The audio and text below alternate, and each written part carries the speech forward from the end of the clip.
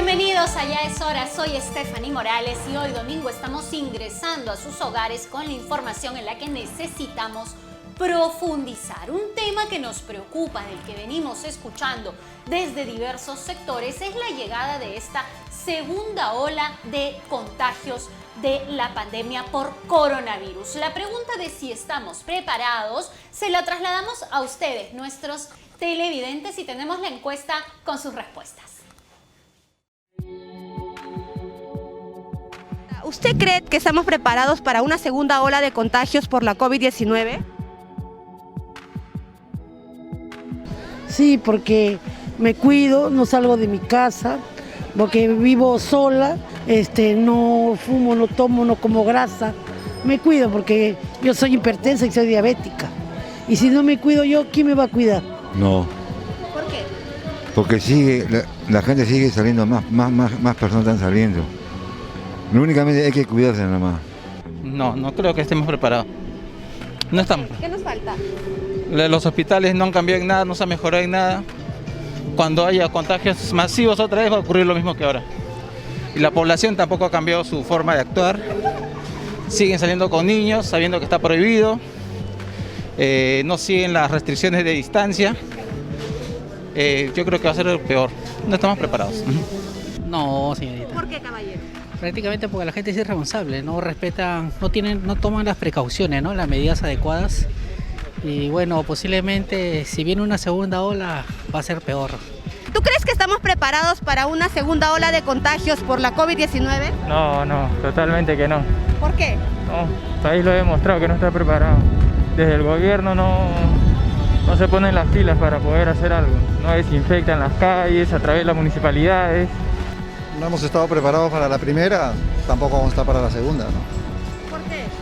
Porque no se ha pensado en la infraestructura necesaria desde hace mucho tiempo, ¿no? De varias décadas, no solamente es cuestión de ahora. Esto lo que ha venido es hacer desnudar las falencias que tenía ya el Ministerio de Salud y los gobiernos precedentes inclusive, ¿no? Genera en realidad la sociedad es que necesita salir a la calle, no es que querramos salir, porque por último si alguien tiene de repente la economía para poder quedarse en casa, lo puede hacer, como muchas personas lo pueden hacer. La gran pregunta es si estamos preparados. Tenemos los hospitales con mayor equipamiento, tenemos más disponibilidad de camas en UCI. ¿Cómo es la situación a puertas de este rebrote? Estamos con el doctor Germán Málaga, investigador principal de la Universidad Peruana Cayetano Heredia, para hablar del tema. Doctor, bienvenido. ¿Qué dice usted? ¿Estamos preparados o no estamos preparados? Buenos días, gracias por la invitación. Es una pregunta bien compleja. Por un lado, se ha ganado muchísimo en infraestructura, en número de camas, en camas a UCI, y de modo que sí, no vamos a ver los dramas que vimos en la anterior, pero por otro lado, creo que hay cosas que no se han hecho antes y no se han hecho ahora. ¿Qué cosas? Creo que la estrategia, por ejemplo, sigue siendo dar tratamientos para las infecciones, lo cual sabemos que hasta ahora no se ha demostrado ningún tratamiento que funcione para la infección viral, ¿no? Se sigue usando polifarmacia cuando sabemos que esto solamente trae complicaciones para las personas. No hay una directiva clara que, por ejemplo, yo diría prohíba el uso de corticoides tempranos con las personas porque aumenta la severidad de las infecciones. Por el contrario, veo con mucha preocupación reportajes periodísticos en los cuales se alienta algunas iniciativas en las cuales creo que se está haciendo mucho más daño que bien, y se les pone como actos de pronto referenciales, lo cual no debe ser, y sobre todo que esa estrategia lo que tendría que hacerse es ver la forma de evitar infecciones, primero que nada. Segundo, si ya ocurre una infección. Sí, yo le preguntaba, eso que usted nos está diciendo, ¿cuál es la estrategia? Como que no nos queda claro por parte del MINSA y del gobierno. No hay disposiciones claras respecto a ¿hay tratamiento, no hay tratamiento? ¿Qué dice la ciencia, qué no dice la ciencia? Por ahí va el tema. Bueno, la ciencia dice que no hay tratamiento. La ciencia no ha encontrado tratamientos en el momento, no hay fundamento para pensar que alguna de las cosas funciona. Digamos, los pocos medicamentos que existen y que internacionalmente se aceptan, bueno, unos dexametasona a partir del 6.º día de enfermedad, no antes, y en pacientes que necesitan oxígeno, Dos, Remdesivir, también usada en pacientes ya hospitalizados. Y todos los estudios internacionalmente hechos, no estoy hablando de lo que acá a la gente le puede parecer, o que si trató a 10 pacientes o 100 y creen que les fue bien. No, lo que dice la ciencia es que no hay ningún otro medicamento ni que prevenga la infección, ni que si uno se infecta, cambie el curso de la enfermedad. Eso no se ha demostrado que exista. De modo que se tiene que insistir en evitar los contagios, se tiene que insistir en evitar la propagación de la enfermedad. Entonces, ya creo que en la encuesta que la gente lo tiene clara, de que hemos relajado muchísimo nuestras medidas, como si ya el virus se hubiera ido, lo cual pues no contribuye y por el contrario, es lo que va a empujarnos a una segunda ola. Segundo, la estrategia tendría que ser distinta y hacer lo que están haciendo otros países en otros sitios, ¿no? Por ejemplo, casos concretos.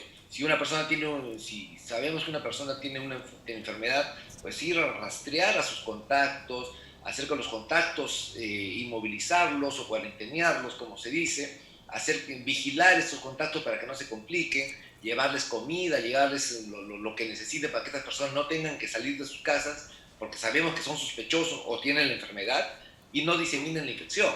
Eso es lo que se llama el rastreo de contactos, que hasta el momento en el Perú no se hace. Ahora, doctor, además de esto, usted dice, hemos relajado las medidas y hay una esperanza respecto a la vacuna que hace que hasta esta se utilice en comunicaciones oficiales. El presidente ha dicho que vamos a tener una vacuna para el primer trimestre del 2021 y usted ya ha mencionado que recién en 6 meses vamos a tener resultados tangibles de las candidatas que hay ahora. Por ende, ¿no estaría la vacuna lista para el primer trimestre del próximo año? A ver, yo creo que hay dos temas claramente discernibles. El primero es el tema político, que no solamente es en el Perú, ¿no? De hecho, en Estados Unidos se pretendía vacunar antes de la elección, que es en 4 semanas, lo cual claramente había una interferencia política. Y eso está ocurriendo en Estados Unidos y en todo el mundo. Todos los políticos están usando la estrategia de la vacuna como una esperanza y para salir a flote y sacar, claro, con buenas intenciones, sacar a flote nuestras economías y todo lo que esto implica. Y por otro lado está el lado de la ciencia. El lado de la ciencia que está haciendo todo un esfuerzo. Hemos visto que hay como 150 candidatas a vacunas, 9 que están en fase 3, digamos, en un esfuerzo y en un desarrollo no antes visto. De modo que hay esperanzas para pensar que sí. De hecho, creo que hay un laboratorio, Pfizer, que está pensando hoy día tiene incluso un convenio para darnos un primer lote de vacunas a finales de este año o en las primeras semanas del próximo año. Pero digamos, una cosa que no se está teniendo en cuenta es ¿qué pasa si ninguna funciona? Claro, es lógico pensar, se va a dar un adelanto por una vacuna que está en un periodo de experimentación todavía, es decir, todavía no se sabe si es que esas candidatas realmente son efectivas. Claro, de hecho, se está relajando una serie de procedimientos para hacer que tan pronto la vacuna se demuestra, oye, sí, efectivamente se hizo el análisis, funciona, a partir del día siguiente se haga el registro para que se pueda comercializar, ¿no? Se están haciendo una serie en otros países, en Brasil puntualmente. Pero ¿qué pasa si no funciona? Eso primero que nada. Segundo, que siempre, digamos, y yo mencioné efectivamente 6 meses, pero se hacen en investigación lo que se llaman los análisis interinos, en los cuales se va viendo cada cierto grupo, por ejemplo, cada 3.000, cada 6.000 casos reclutados, y cada cierto tiempo de seguimiento se ven los datos de cómo es que va funcionando. Imaginémonos, nosotros tenemos 6.000 personas, 2.000 que han recibido placebo, 2.000 que han recibido una vacuna y 2.000 que han recibido un segundo tipo de vacuna. Comparamos el placebo y, por decir, de los 2.000 tienes 100 infectados, ¿no? Que es un 5%. Y en el grupo de control tienes 0 infectados. Entonces tú dices, efectivamente, ¿no? Después de un seguimiento dices, efectivamente, esta vacuna es efectiva porque tiene una protección al 100%. Ya, pero nuevamente, imaginémonos que en ese momento se dice, sí, esta vacuna funciona, es efectiva, tiene una protección al 100% a 3 meses. Y se libera para ser comercializada. Pero ¿qué va a pasar a 6 meses, a 9 meses, a 1 año?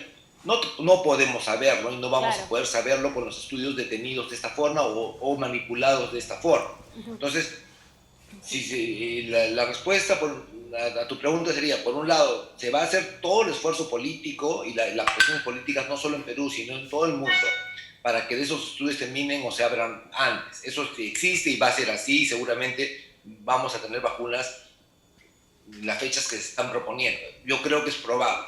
Sin embargo, estas vacunas van a tener los suficientes controles de calidad en términos de seguridad y efectividad, porque no queremos vacunas que duren 6 meses tampoco, ¿no? Claro. Bien. Pero no, si un estudio es detenido al quinto mes porque se demuestra efectividad para ese periodo de tiempo, no vamos a poder decir que esto siga a los 6, a los 8, a los 9 meses, cada cuánto tiempo vamos a tener que vacunar a la población, de cuánta infraestructura se necesita. Y el otro punto que no se está teniendo en cuenta es, ya, se dice por decir, ¿no?, que esta vacuna, la Sinopharm, es buena y funciona y segura, que creo que sí lo es y es efectiva. Vamos a poder traer 40 millones de frasquitos de esa vacuna para todos los peruanos. ¿Existe la capacidad para producir tanta vacuna? Esa es la gran pregunta, Perú, doctor. o sea, todo el mundo va a reclamar esa vacuna.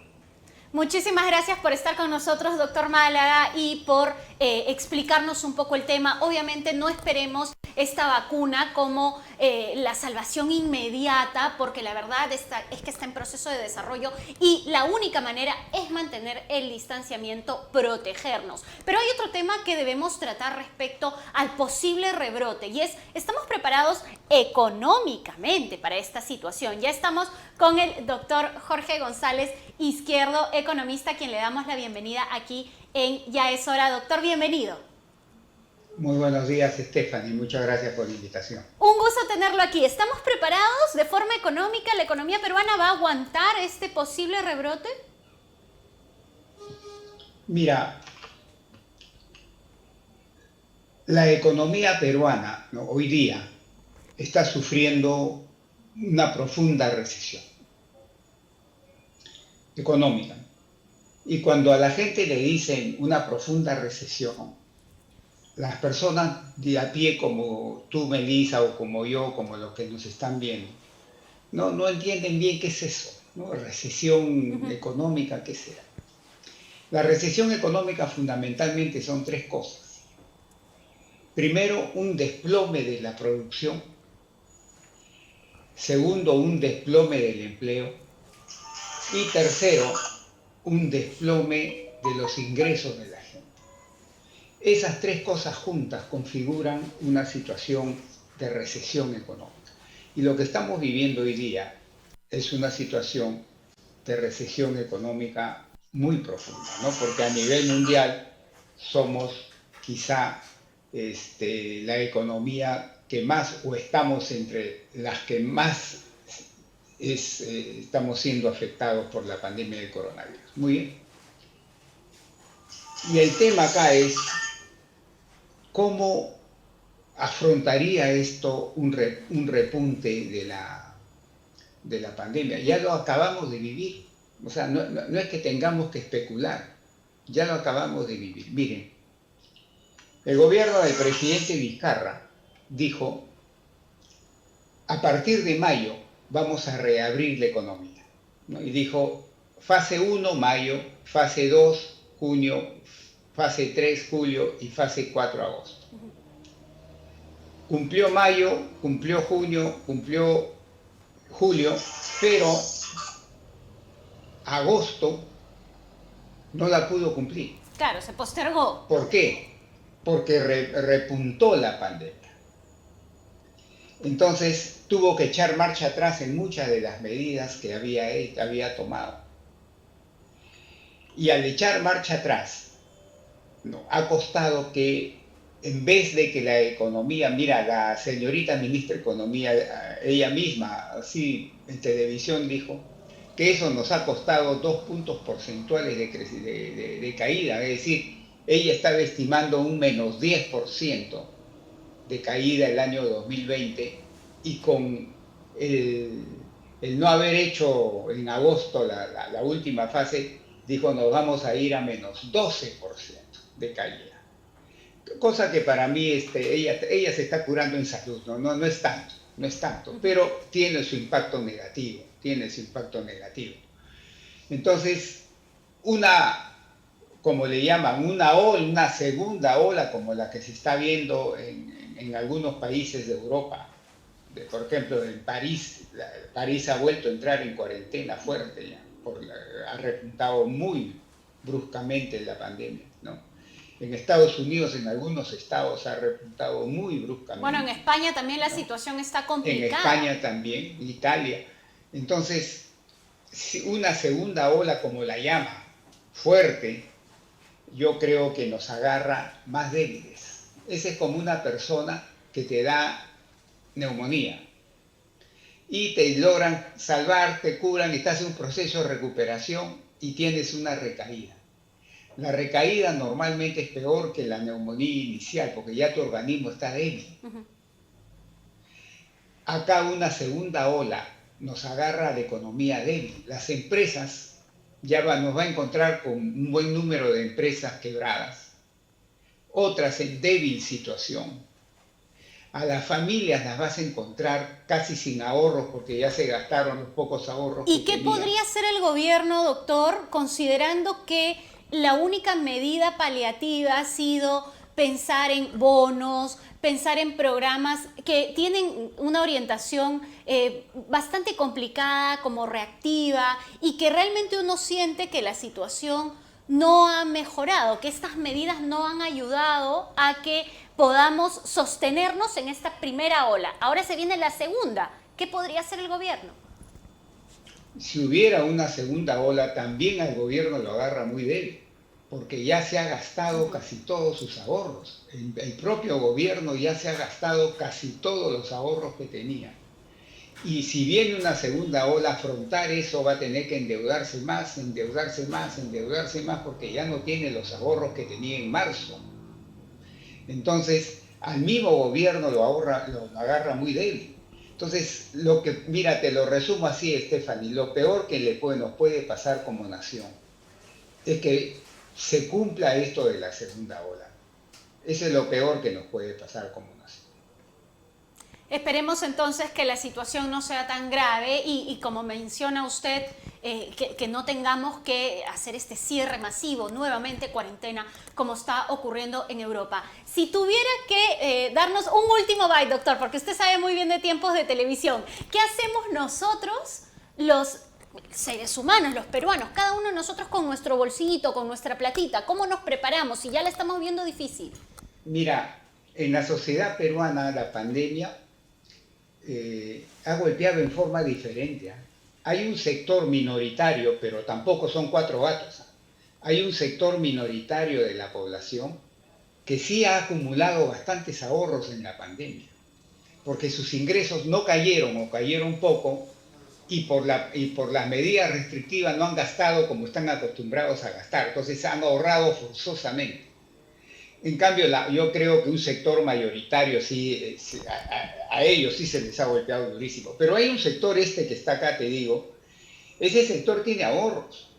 Ese sector es el que cuando se abrieron los centros comerciales se veía en la televisión que se volaron los televisores, se voló la línea blanca. Son ellos los que tienen poder de gasto, ¿no? Entonces mi consejo a ellos es, oye, yo te aconsejaría que mantengas tus ahorros todavía no te lo gastes. Un buen tiempo más hasta que no veamos si esto de la segunda ola es solamente una amenaza o se puede concretar en la vida real. Te aconsejo que no te gastes tus ahorros todavía, ¿no? Bien, doctor, muchísimas gracias por estar con nosotros esta mañana aquí en Ya es Hora, siempre sumamente didáctico el doctor Jorge González Izquierdo. Hacemos una breve pausa, pero no se mueva, que volvemos con más. Vamos a hablar de cómo está el tema previo a las elecciones. Nos quedan algunos meses, pero ya tenemos que empezar a reflexionar sobre los precandidatos. Esto es Ya es Hora, regresamos, no se mueva.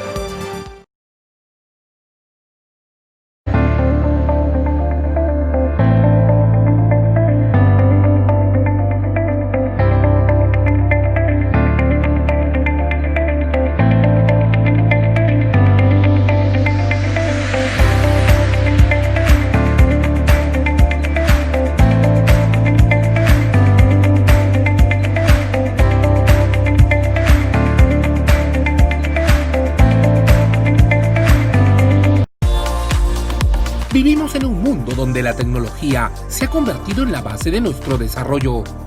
Por eso, en el Centro de Altos Estudios San Judas Tadeo, nos preocupamos por llevarte una educación de calidad a través de la tecnología digital y a un precio justo.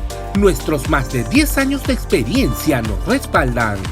Diversas empresas públicas y privadas ya confían en nosotros. Centros de Altos Estudios San Judas Tadeo. Juntos construyendo una mejor educación